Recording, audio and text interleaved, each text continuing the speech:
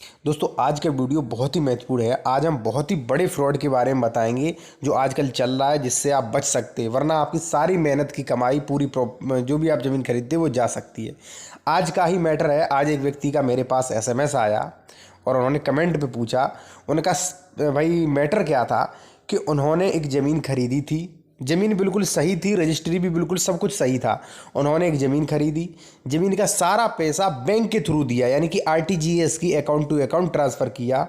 उसके बाद उन्होंने रजिस्ट्री करा ली।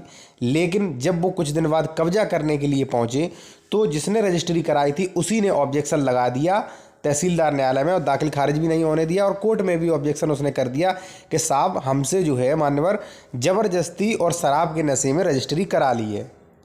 ठीक है, तो ऐसे में उस बेचारे को ना तो संपत्ति पे कब्जा मिल पाया, और बदले में वो बेचारा जो है वो कोर्ट कचहरी के चक्कर काटता फिर रहा है, और उसके पैसे भी सारे चले गए। तो आप इस फ्रॉड से बच सकते हैं दोस्तों, वरना आप भी इसके शिकार हो सकते हैं। भले ही आप पावरफुल व्यक्ति हों, फिर भी आप इसके शिकार हो सकते हैं। तो बात करूंगा कि ऐसे फ्रॉड से, इन सब लफड़ों से आप कैसे बच सकते हैं। इससे पहले मैं आपसे कहूँगा कि यदि आपका कोई भी प्रश्न है, आप मुझसे फ़ोन पर बात करना चाहते हैं तो कालमी4 ऐप के थ्रू आप बात कर सकते हैं। लिंक वीडियो की डिस्क्रिप्शन में हमने दे रखी है, और बेल आइकन जरूर दबा दें ताकि आपको आने वाले ऐसे ही वीडियो के आपको नोटिफिकेशन मिल जाए। देखिए दोस्तों, यदि आपको इन सभी फ्रॉडों से बचना है तो सबसे पहले मैं एक बात कहूँगा आपसे कि जब भी आप कोई ज़मीन खरीदते हैं तो वहाँ पे आप जैसे ही आधे पैसे दे देते हैं, या मान लीजिए थोड़े बहुत पैसे आप दे देते हैं, वैसे ही उस ज़मीन पर आपको कब्जा कर लेना चाहिए।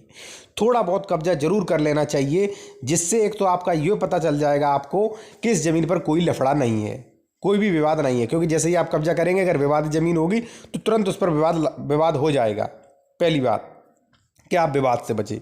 दूसरी बात यह है कि जो इन भाई साहब के साथ हुआ है कि पैसे भी ले लिए, रजिस्ट्री भी करा ली, दूसरे दिन ऑब्जेक्शन भी लगा दिया और बेचारे को कब्जा भी नहीं दिया। तो यदि आप पहले कब्जा ले लेंगे तो ये जो उनके साथ हुआ है ये आपके साथ नहीं होगा। भाई मेरे पास ऐसी समस्याएं आती हैं, मेरा फ़र्ज बनता है कि मैं आप लोगों सभी लोगों को जागरूक करें, जिससे आप लोगों के साथ कोई ऐसा फ्रॉड ना हो।